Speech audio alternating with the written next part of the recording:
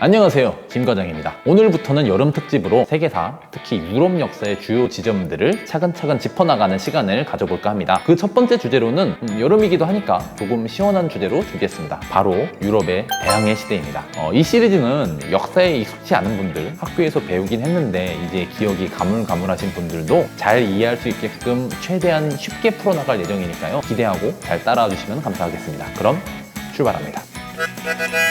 대항해 시대란 보통 15세기부터 유럽의 여러 나라들이 대서양을 통해 먼 바다로 나가기 시작했던 시기를 가리키는 말입니다. 이 시기에 콜럼버스의 아메리카 대륙 항해나 바스코 다 가마의 인도 항해, 또 마젤란의 세계 일주 항해 같은 기념비적인 사건들이 많이 일어났고요. 그동안 유라시아 대륙 서쪽 끝에만 머물던 유럽인들은 세계로 뻗어나가게 되었죠. 옛날에는 아메리카 대륙 발견이나 탐험의 시대 이런 말처럼 유럽인의 관점에 맞춘 표현들도 많이 등장했는데 요즘에는 차차 사용하지 않는 추세입니다. 교과서에서도 아메리카 항해, 신항로 개척 같은 말들을 쓰죠. 유럽인의 관점에서 보면 발견이고 발전이고 도약이겠지만 이들의 식민지가 된 사람들 관점에서 보면 이건 재앙이나 다름없는 사건이었으니까요.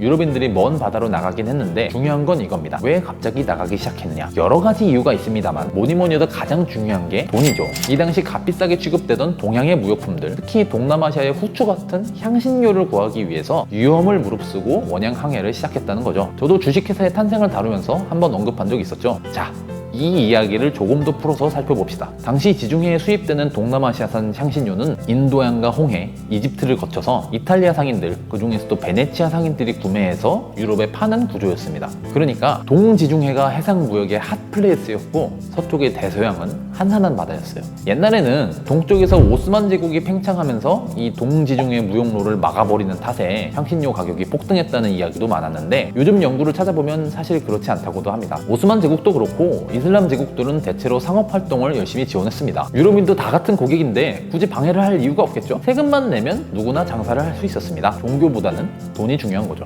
문제는 애초에 동지중해 무역에 낄 수 없었던 사람들입니다. 그게 누구냐? 바로 머나먼 대서양 쪽에 소외되어 있는 이베리아 반도 사람들이었어요.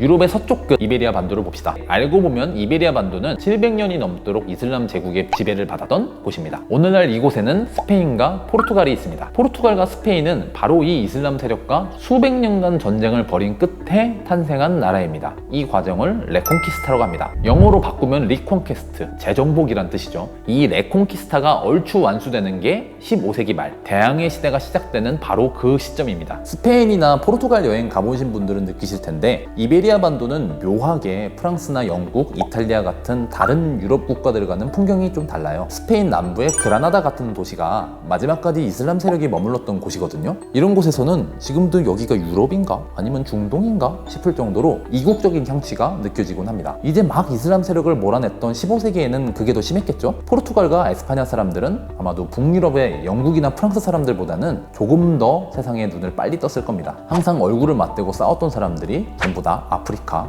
아니면 서아시아에서 온 사람들이었으니까요. 그런데 스페인과 포르투갈 사람들은 지리적으로는 동지중해에 접근하기가 너무 어려웠습니다. 게다가 이 지역의 해상무역은 이미 베네치아 상인 같은 이탈리아 상인들이 꽉 잡고 있었죠. 그래서 또 다른 길을 적극적으로 찾아 나설 수밖에 없었던 겁니다. 포르투갈은 레콘키스타를 완수한 직후부터 바다 건너 모로코를 공격하면서 아프리카 진출에 열을 올렸고요. 특히 엘리케 왕자 시절에 원양 항해사들을 집중 육성하면서 아프리카 남부로 항로를 닫기 시작합니다. 아프리카 서부 해안을 따라가다 보면은 보자도르라는 곳이 있는데요. 이 지점이 워낙 날씨도 험하고 바닷길도 안 좋아서 옛날부터 유독 좌초한 배들이 많았대요. 그래서 옛날 유럽 사람들은 보자도르보다 남쪽으로 항해하면 너무나 더워져서 바다가 펄펄 끓고 그 너머에는 악마가 산다고 믿었습니다. 그런데 포르투갈 항해사들이 남쪽으로 내려가면서 소문을 들어보니까 그게 아닌 거죠. 뭔가 더 있을 것 같은 거죠. 이후 포르투갈은 약 50년에 걸쳐서 아프리카 항해를 시도합니다. 그리고 1497년에는 바스코 다 가마가 인도 항해에 성공합니다. 이로써 포르투갈은 지중해를 거치지 않고도 향신료를 싣고 유럽으로 곧장 들여와서 팔 수 있게 됩니다.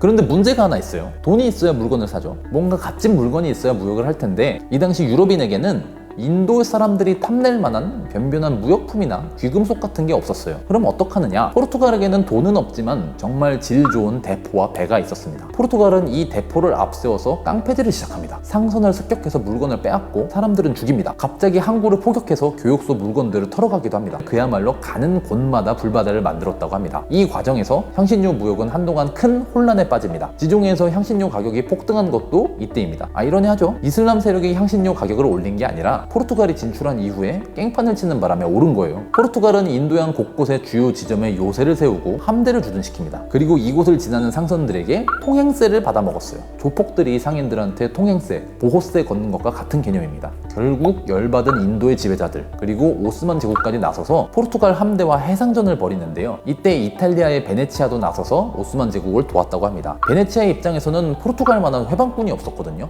같은 기독교 국가들끼리 한편, 이슬람 국가들끼리 한편이었을 것 같지만 종교보다는 돈이 중요했던 겁니다. 포르투갈은 이런 압박에도 불구하고 인도와 동남아시아, 일본까지 항해에 성공하면서 인도양과 아시아의 거대한 해상 제국을 세웁니다. 그래서 포르투갈은 대항해 시대의 선구자, 새 시대를 연 나라로 오늘날까지 이름을 날리고 있습니다. 오랫동안 역사의 중심에서는 소외되어 있던 나라, 700년이 넘는 전쟁 끝에 이제 막 탄생한 나라가 유럽의 새 시대를 열었던 거죠. 여기서 아름답게 끝나면 좋겠지만 사실 포르투갈은 정말 작은 나라입니다. 지금도 인구가 1000만 명 조금 넘는 정도이고요. 이때는 100만 명 정도였다고 하거든요. 서울 옆에 분당 인구 정도밖에 안 돼요. 그 중에 바다에 나가서 일할 사람은 주로 성인 남성인데 당연히 인력이 모자랄 수밖에 없었죠. 한창 때는 포르투갈 남성의 35%가량이 배를 타고 바다에 나갔다고 합니다. 포르투갈은 그야말로 바다에 목숨을 건 나라였어요. 근데 목숨을 건다고 될 일이 있고 아닌 게 있죠. 포르투갈은 아시아 항로가 개척되고 100년도 지나기 전 이미 1500년대 중반부터 쇠퇴하기 시작했고요. 1580년 모로코 원정 중에 국왕이 사망하고 이웃나라 스페인의 왕위가 홀라당 넘어가면서 몰락합니다. 그리고 다시는 예전의 명성을 되찾지 못했죠. 혁신을 이룬 것까지는 좋았는데 뒷마무리가 썩 좋지는 못했던 셈이죠. 이런 포르투갈과 함께 대항해 시대의 문을 열었지만 역시 오래 버티지 못하고 몰락한 나라가 있죠. 바로 스페인입니다. 다음 시간엔 스페인 얘기를 해볼게요.